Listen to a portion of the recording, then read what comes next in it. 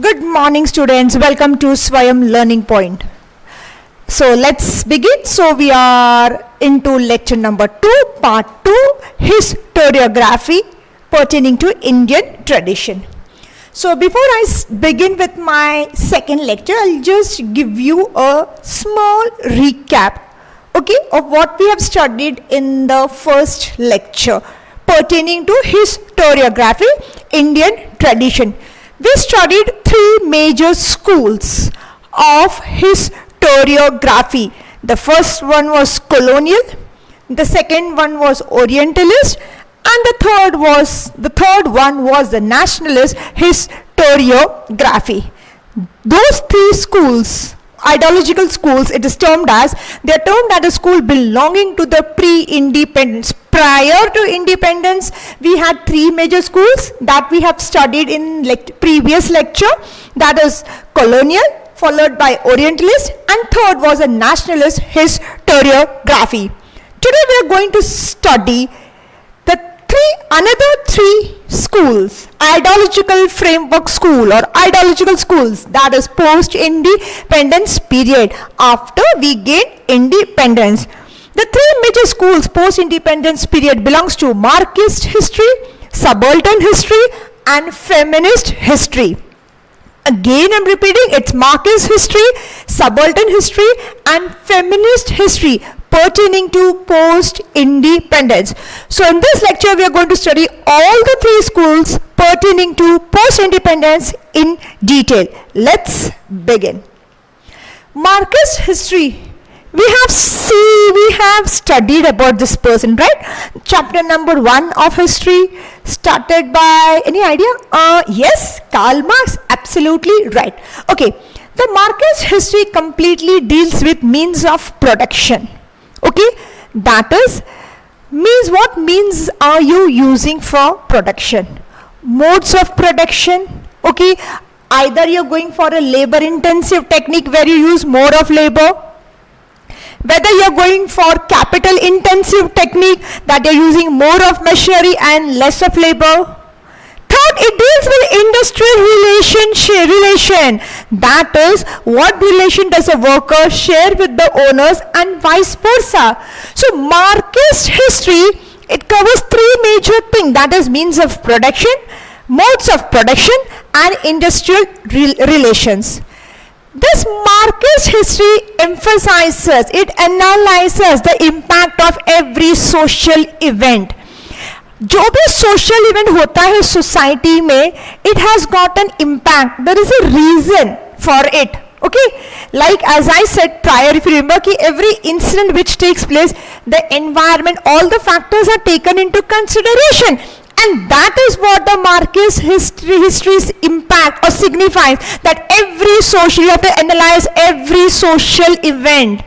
It's a basic theme. Every social event has got a basic theme, okay, and it studied the transitions in the caste system. So the change in the caste system from the ancient to the medieval to the modern, that also they analyzed it in detail.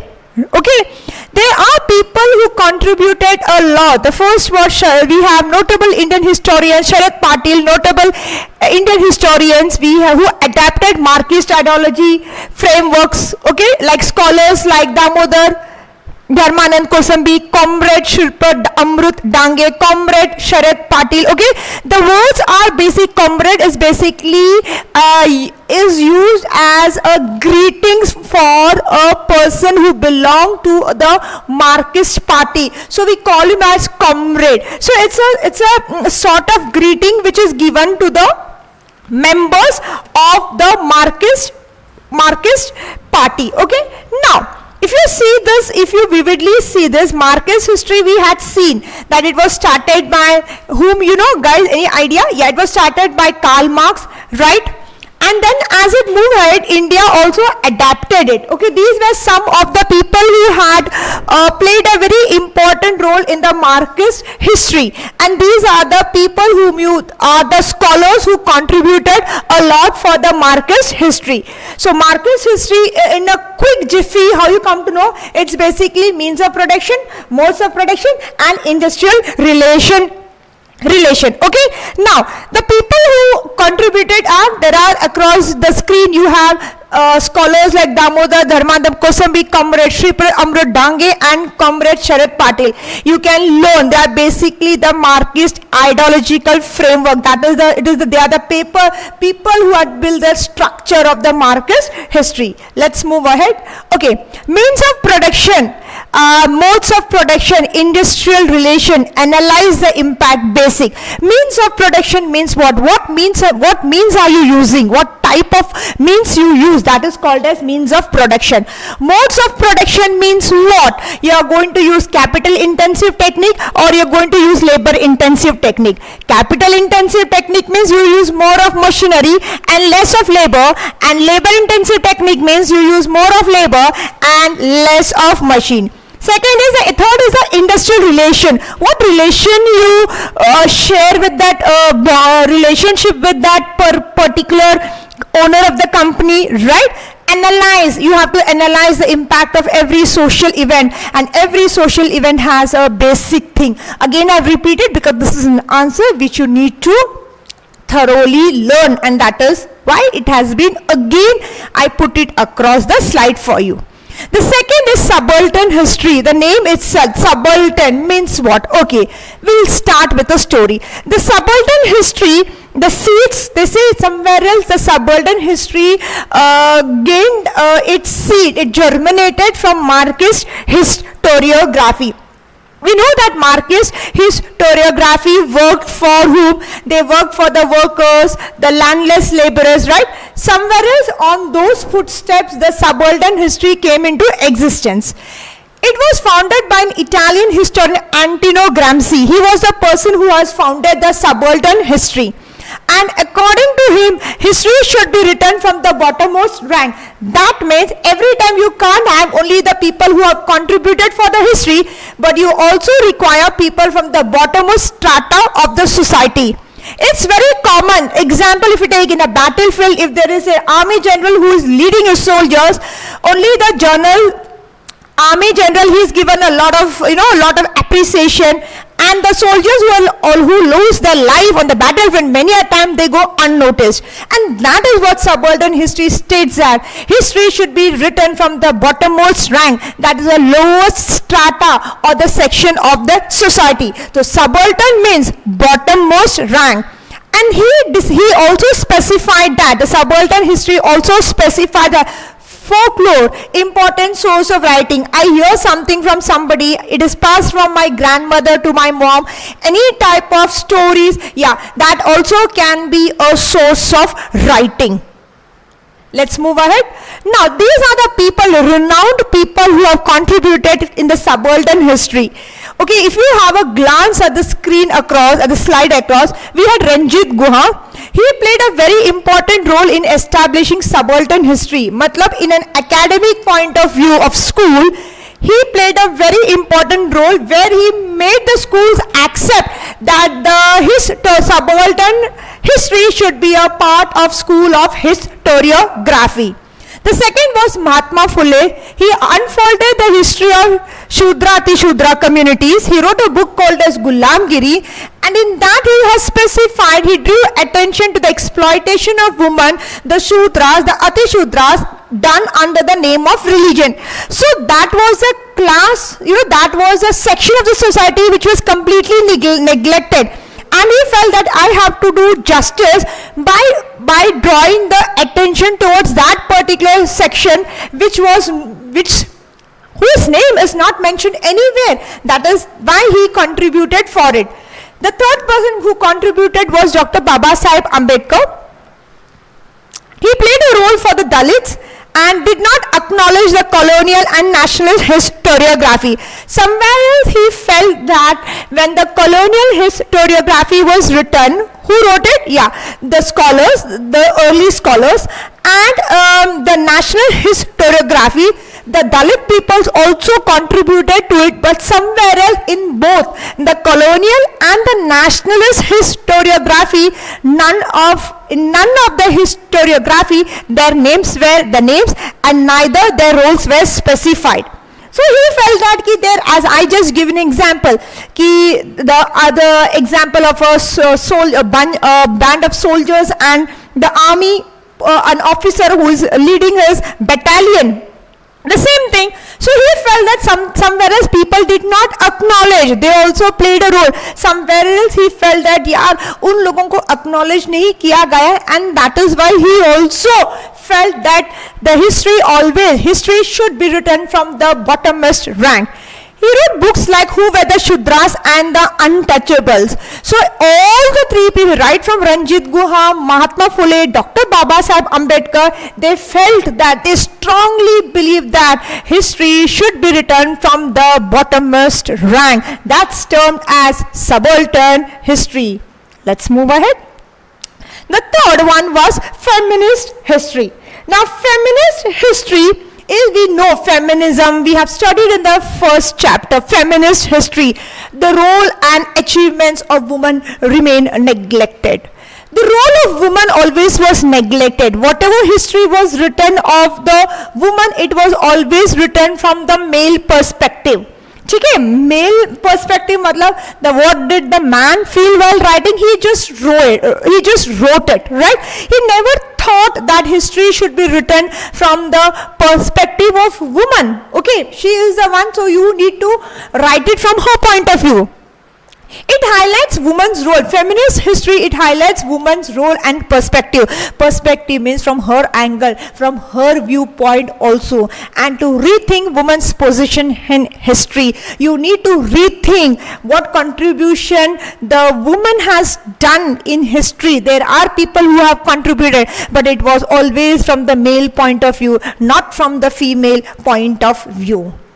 These are the people who have contributed a lot to feminist historiography. The first one was Tarabai Shinde. She wrote a book attacking the male-dominated social system and the caste system. Somewhere else she felt that the woman was given a secondary status in the society. She was not given her due share of respect. So she wrote a book which completely attacked the male-dominated social system and the caste system, where men was held in high esteem and the female was not given much importance, or she was given secondary importance. She wrote a book called as Stree Purush Tulna. So Tarabai Shinde wrote a book that is Stree Purush Tulna.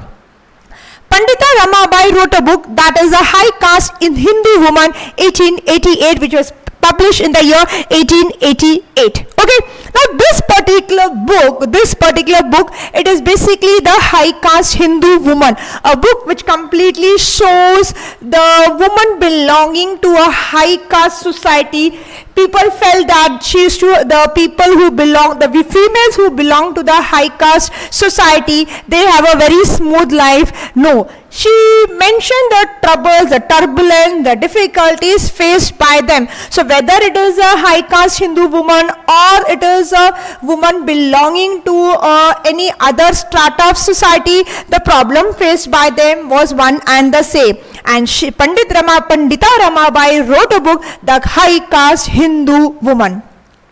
The third person who contributed is Meera Kosambi. She wrote many books. First, Crossing Thresholds. What do you mean by crossing threshold? As you grow up, what happened? Difficulties, challenges comes in front of you. I'm talking in terms of the females, in terms of women's perspective. She wrote feminist essays in social history. It contains the essays on the life stories of women like Pandita Ramabai, Dr. Rukmabai, the first practicing lady doctor of India. So she started writing the books where she explained that it was not easy, where right from Tarabai Shinde to Pandita Ramabai to that of Dr.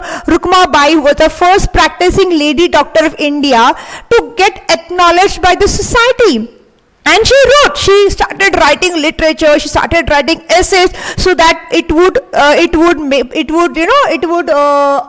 people aware. Okay, people would become more conscious, and somewhere else people would start respecting them, and they will start writing the feminist history history not from the male perspective view, but from the point of view of the female. So this was the intention of Tarabai Shinde, Pandita Ramabai and Meera Kosambi.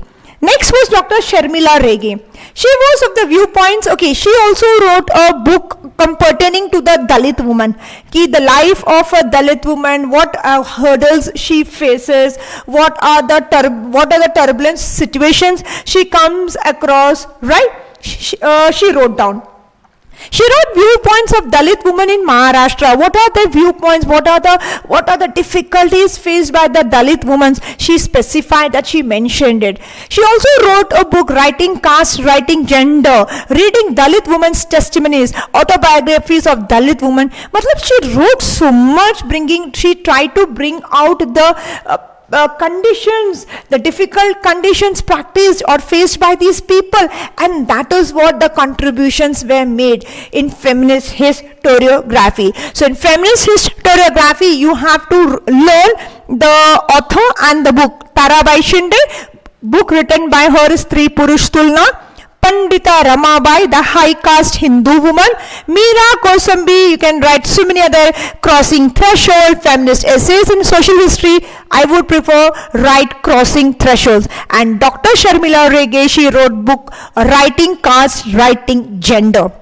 Now you need to learn the author and the book written by them. That will help you for picking out the incorrect pair for the examination. So Tarabai Shinde, Pandita Ramabai and Meera Kosambi and Dr. Sharmila Rege. Now what was the intention? The intention was when they started writing this book, the main intention was to rethink of women's position in history. The position of women somewhere in history was always secondary, right? She was not given prime importance. I'll not use the word importance, but the due share of respect in the society, right? She also was a part of historical battles, wars, right? But somewhere else she was not acknowledged. And these books, these particular feminist historiography, they felt that right now the need was to rethink of women's position in history, and that is how these people, right from Tarabai Shinde to Dr. Sharmila Rege, Meera Kosambi and Pandita Ramabai, contributed to the feminist historiography. So if you just wait for a second and just glance what we have studied, we have seen that Indian historiography, what we have studied, that is in the previous lecture, and the upper, that is previous lecture, we were pre-independence, okay, that is pertaining to schools of historiography and post-independence. They all come under one category, that is Indian historiography. This is a proof that the Indian historiography has been influenced greatly by the social and political movements. So you see the change, pre-independence, what was the main intention? We need to get freedom, we need to gain independence from the Britishers. But as soon as we gain independence, our ideological framework school completely changed. We started focusing, what did we start? We started focusing on the society. We wanted to remove untouchability. We needed to bring the workers at par with the owners of the company, and that is why pre-independence and whatever historiography we see here in Indian tradition, whether it is pre or post-independence, it has been influenced by the social and political movements. And that is why we term that is what we term that it is a combination of political. It is a combination of political and social events. Okay, thank you so much for watching this. Stay safe, stay